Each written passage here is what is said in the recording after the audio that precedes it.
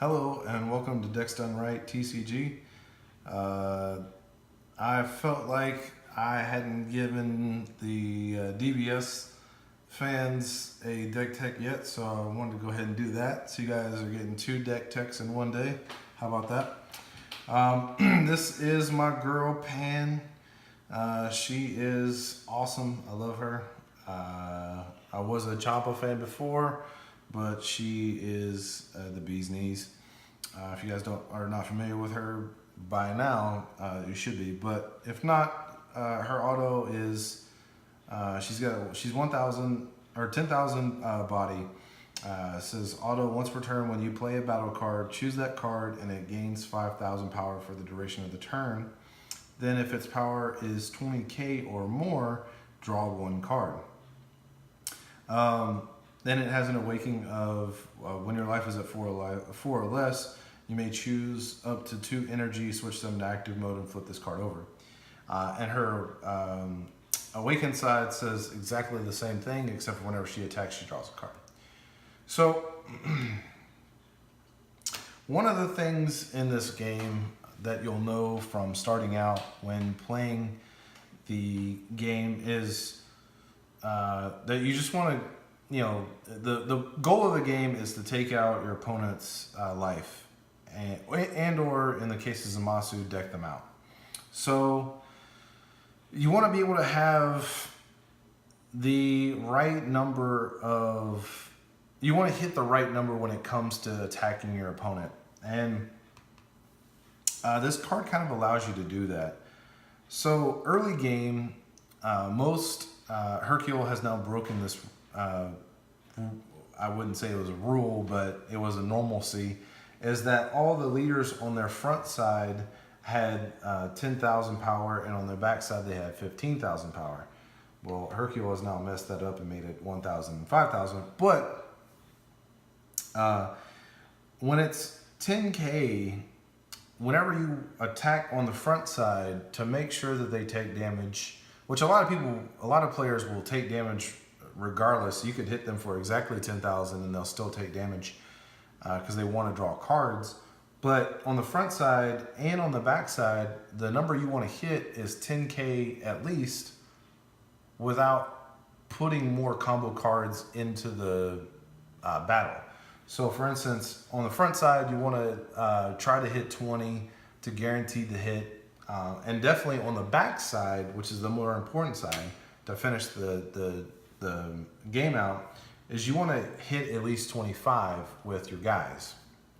And so as we'll go into it, I'll show you why that's pretty important. But basically, without putting any kind of combo into those cards, if you're able to hit 25 without comboing first, that's pretty sweet. Because what happens is, say you're hitting 25 into 15, all right? That means that they have to spend 2 cards at the bare minimum to save them from that damage. Because if they have a 10k, they also need that plus, 1,000, because they're right now, almost all the combo cards are either 5k or 1k boosts. So they would have to expend at least 2 cards to get out of it. But if you only did 20k on to someone's 15k, all they have to do is spend 1 card. So whenever you hit them for 25, you're hitting them for at least 2 cards each time. So we'll get into why that's pretty big here now. So or in a little bit. So we'll go over the deck tech now. We got Russian Warrior Pan. This is like an aggressive Boo. Granted, she draws you a card after you combo with her, so you don't get the card immediately, but you can give 5k buffs to your leader. You can even give it to itself. It doesn't really matter. More times than not, you're just going to play this as your 1-drop and leave it on the battlefield until you want to combo and give something more power. But what it says is, for 1 red, Russian Warrior Pan, auto, whenever you play this card, choose up to 1 of your red leader cards and or battle cards. That card gains plus 5,000 power for the duration of the turn. Auto. When you combo with this card from the battle area, draw one card. So, you know, it's basically a 1 mana 10k draw card, just like that. So it's pretty sweet.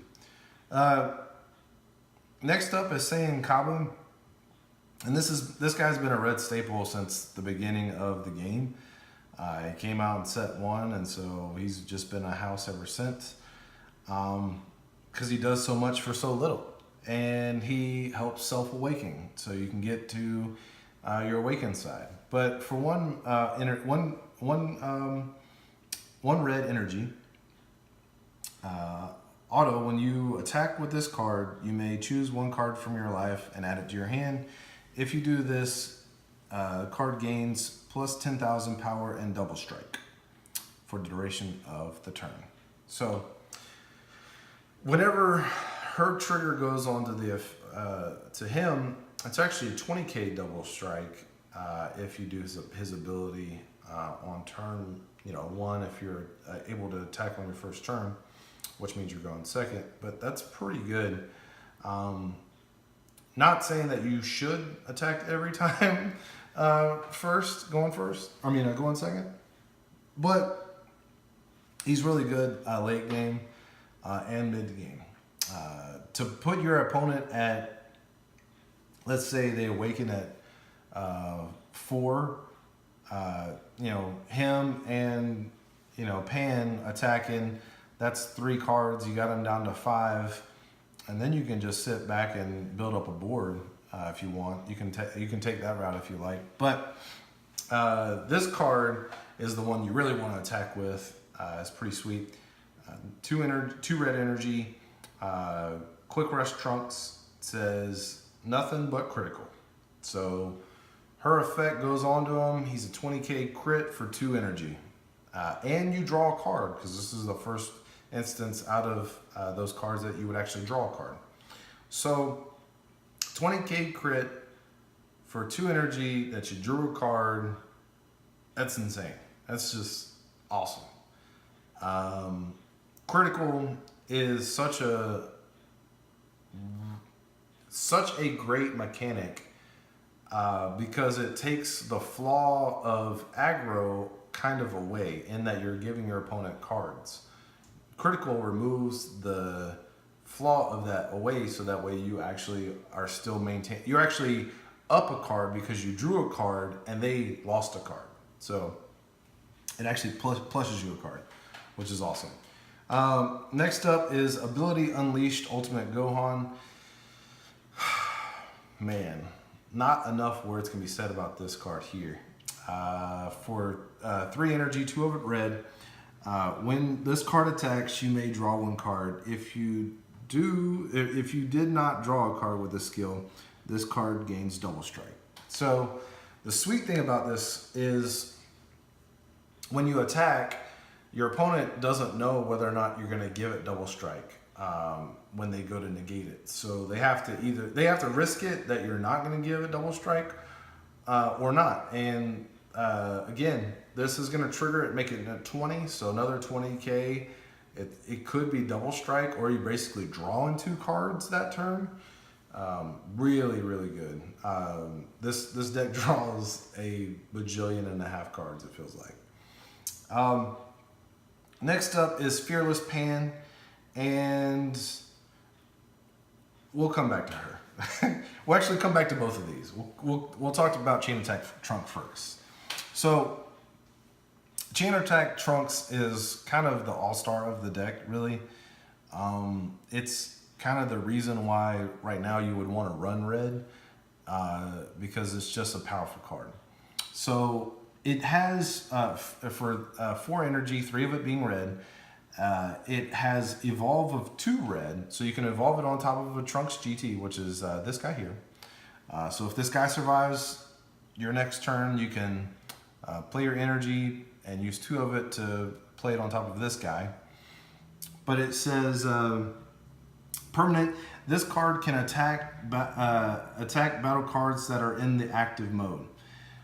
So it can attack the active battle cards. That's huge. And then next up is the biggest part. It says auto. When you play this card, choose up to one battle card from your hand with power of 15,000 or less and play it. So, remember how we were talking about the magic number being 25? Well, she gives him 25. And that's without any kind of buff in addition to that. So even if you don't play the Fearless Pan, let's just say you didn't have her in the hand, you had a Cabba, you're still hitting for 25. That's beautiful. It can attack cards in the active. That is huge. With Mecha Apes, it was a big deal. Apes in general, just though, are still going to be around in some form or fashion. And so because those turn to active at the end of every turn, or at the end of their turn rather, being able to hit them in the active mode is pretty big. So the combo that you're trying to shoot for is these two together. And hopefully when you play her, it's more than just these two that you're given a buff for, but sometimes that's still pretty good just on its own. But we'll get to these two cards now. So these are the two cards that you want to hit off of Chain Attack Trunks. And I'll explain why I didn't go with a full playset of Fearless Pan and did one of him, one of the Super Saiyan 3 Goku. So Fearless Pan says for 3 energy, 15k body, it's got blocker, and it has barrier, which means it can't be targeted by your opponent's skills. Then it says auto, whenever you play this card, choose all of your other red leader cards and red battle cards. They gain plus 5,000 power and double strike for the duration of the turn. So this is the game finisher right here. And it kind of stinks when you have her early. Like, you actually want to draw into her. And that's why I moved her down to 3, is because you don't want to see her early. You actually want to draw into her as a part of effects of drawing from your other cards. You want to be able to draw into her so you're not having a dead card. So, but her effect is obviously like game winning. I mean, if your opponent survives a good onslaught attack of, you know, multiple guys getting the 5k buff and the double strike, like, that's just silly. Plus you give it, given your leader 5k and double strike, so that's huge. Now, the Super Saiyan Super Saiyan 3 Son Goku is essentially the same thing, but slightly different, because it gives. So it says auto, whenever you play this card, each of your red battle cards and red leader cards gain plus 5,000 power for the duration of the turn. So it actually gives itself the 5k buff too. So whenever comboed with this, it's actually, again, 25k. We're talking about that magic number again. So it actually hits that magic number. And the reason why this is pretty important is because his second ability says, at the end of your turn, return this card to your hand. So you can do this effect multiple times, keep triggering her draw ability, Pan's draw ability, and keep hitting the 25 magic number. So while both of these are really sweet to hit off of one another, if it's just these two cards that are on field, I'm not trying to drop the Fearless Pan. I'd rather drop the Super Saiyan 3 Goku in that instance. So now we'll move on to Pride and Justice Toppo.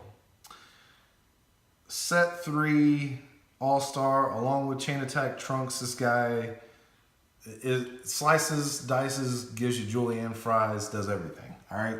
So for 2 red and 2 any other energy, you can counter the attack. When you play this card, play this card and negate the attack. All right, so for 4 energy, you can negate an attack. All right, 4 energy is a lot. Let's keep reading. All right, so it says permanent. If you or your opponent's leader card has 15k or more power, reduce the energy of this cost, or energy cost of this card in your hand by 2. So now it becomes a 2 mana negate that also has a 20k body. Oh, but wait, remember this guy? Yeah. So she gives him a 5k buff. Now it's 25,000 or 25,000, and draws a card. So you negate the attack, you draw a card, and he's 25 power. Sweet. Next up, because this card's not done, auto, when this card KOs your opponent's battle cards, switch it to active mode. Wow. Jiren, he says, what's up? He's your buddy. Like, this guy stands up every time. And so what you really want to do is actually play this on your turn, because then you get the 25k buff and you keep mowing down your opponent's creatures, because the 5k lasts the entire turn. But the ability for 2 mana to negate the attack and draw a card is still sweet. So this is one of the best cards that came out of set 3. Next up is our good old friend Jiren. Now, this guy came from set 2, and he also, like Cabba, came in and became an all-star. Like, he's a good, well-rounded red card. And it's for 4 energy, 2 of it being red.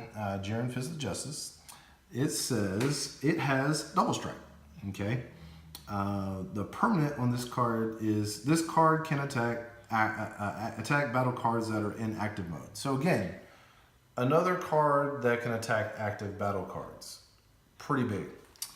Next up, it says auto. Once per turn, when this card attacks a battle card, switch this card to active mode, and this card gains plus 10,000 power for the duration of the battle. So when you play this guy, he's going to get the 5k buff. So now it's 25 off top. And let's say your opponent is Cell. So now, or is playing Cell, and they went up the Cell chain. So now it's 25, you swing into Cell, it's 35 without any combos on top of it. So you already have 5k above the perfect drop or perfect Cell, perfect form Cell, whatever. And then if you wanted to combo on top of that, you could, because the sweet thing about this deck is so many of the cards are 0-5Ks. The only ones that aren't are these and that. And we'll come back to those in just a minute. But so many of the cards, you can just put another 5k on it, and now it's 40k for them to save their Cell. And basically anything else, like the Apes deck or whatever, you're swinging 35 into their 25. That's doing damage right there. Real good damage. So next up, we've got Ghost Attack Super Saiyan 3 Gotenks, aka Gotenks. And this is the top end of the deck. We got 5 energy, 3 of it being red. I've been playing with this card a long time. This is, if you don't get this cool combo out, you got this card to end the game too. So we're not worried about the evolve cost because we don't have any other Gotenks in here, but it does say permanent. If you have 4 or less cards in your hand, this card and all of your ghost tokens gain double strike. Auto, when you play this card, play 3 ghost tokens, and those ghost tokens each have 15k power. So the way it's going to work is you're going to have, you're going to get down to 4 cards. Now I know that sounds crazy because you're drawing so many cards, right? But it does happen, especially the late game. You're starting to use a lot of your resources to end the game. So when you play this card, it's going to be 25k double strike that you're going to draw a card off of. And it's going to make 3 15k double strikes. Again, hitting that magical number of 25k on the main body. Sweet. All right. But yeah, so that's 4 bodies for 5 mana. That's pretty good rate. Or 5 energy, sorry. so used to talking Magic. Then lastly, we got some sweet cards over here, the black cards. And black was a well-received addition to DBS in general because it gave DBS just a crazy mechanic in the overrealm.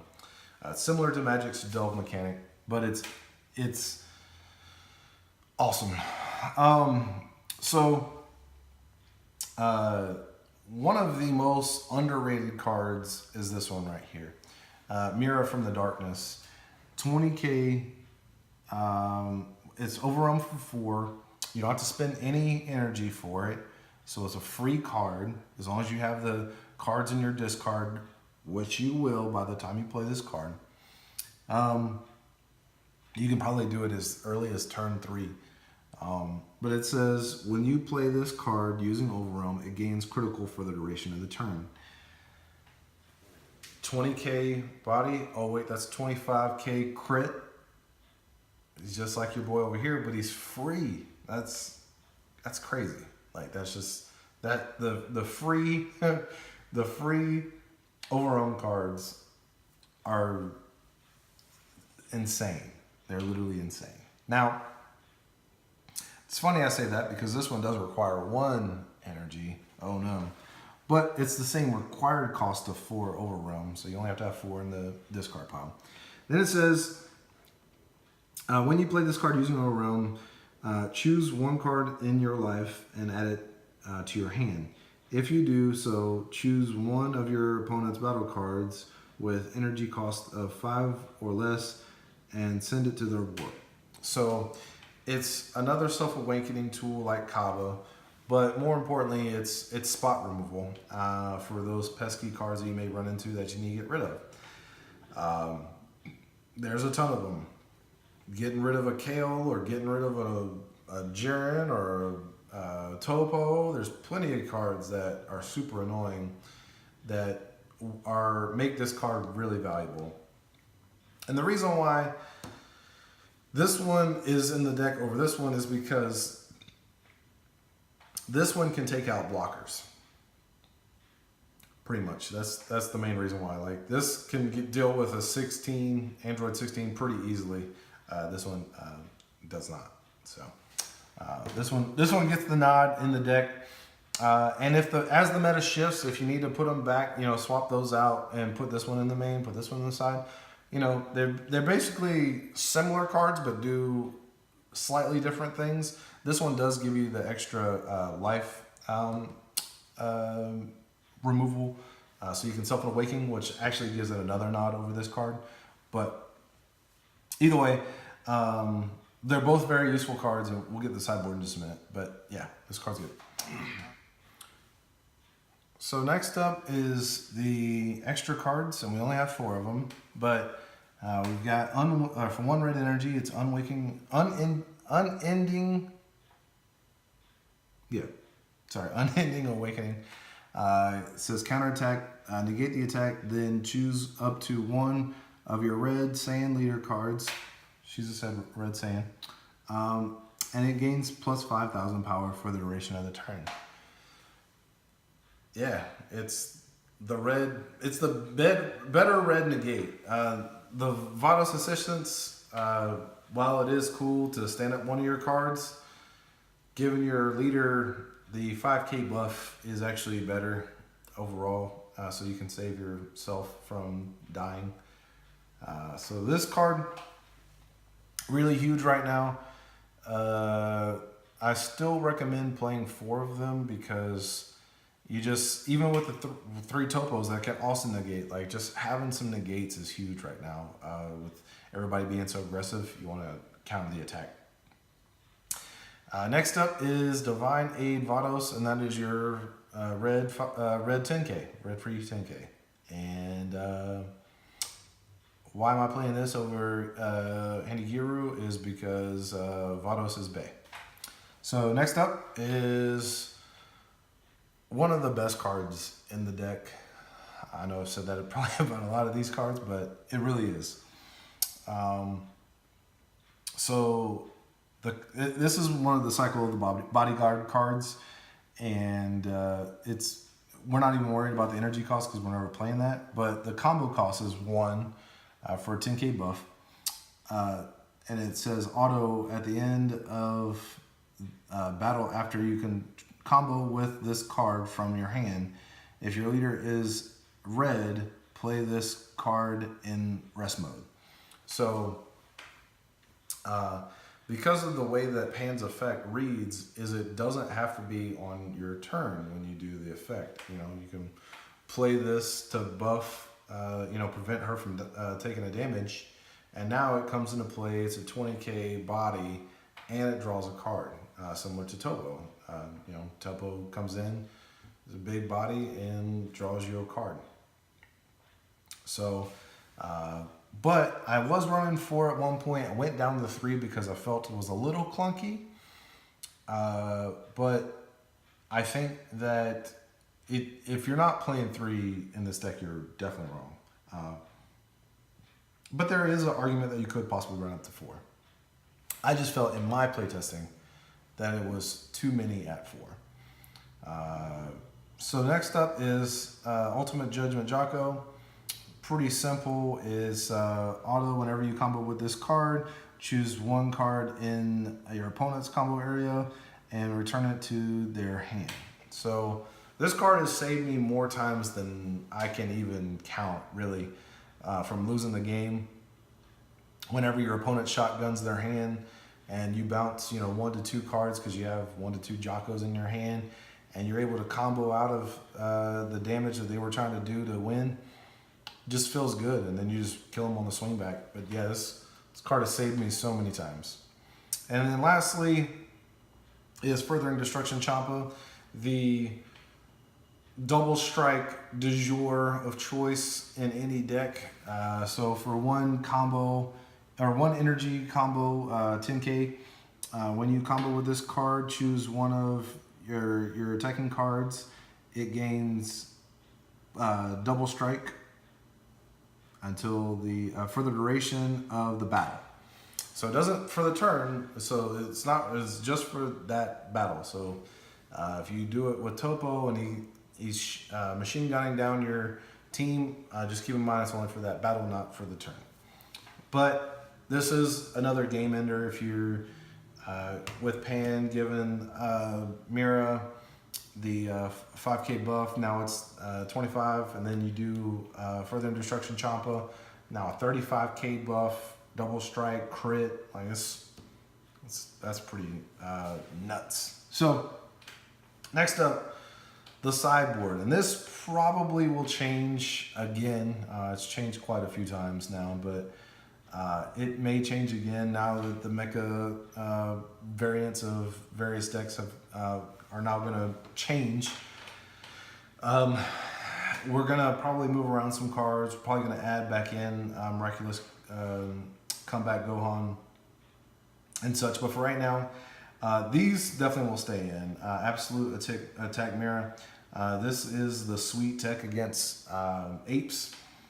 So Overwhelm for 4. Remember we were talking about Overwhelm 4 just being city. So this would actually come in place of those 2. So straight swap out. Says permanent when your opponent your opponent cannot activate blocker during this card's attack. So you actually could play him for 4 and not the Overwhelm, and keep him on the battlefield to keep attacking your opponent, thus getting in that damage. So you could Overwhelm if you wanted, but it's actually pretty good to just play this guy because he the permanent effect is something that stays regardless of whether or not you played Overwhelm or not. Then I had already kind of briefly touched on the swap out here. This one you are overwhelming because you want to get that effect, but it's 20k double strike. This makes it 25k double strike, so there's that. Another good sweet attacker. Then we turn into like a transformative deck. So this is when I'm trying to play more control-y. We add in the Mighty Mass package. So this is if I'm going against another Pan Deck or Mass Saiyan or what have you. So we put the Mass Saiyans in because we're going aggressive, right? Or we're trying to fight aggression. We need to get rid of some of our high drops, so we're going to take those out, and probably a Jiren. And then a lot of this stuff comes in. So you play the blue trunk so you can search it with Mighty Mask and go get this. You also get this to pop a card. And then your Sensu Bean and Whis Coercion go in as well.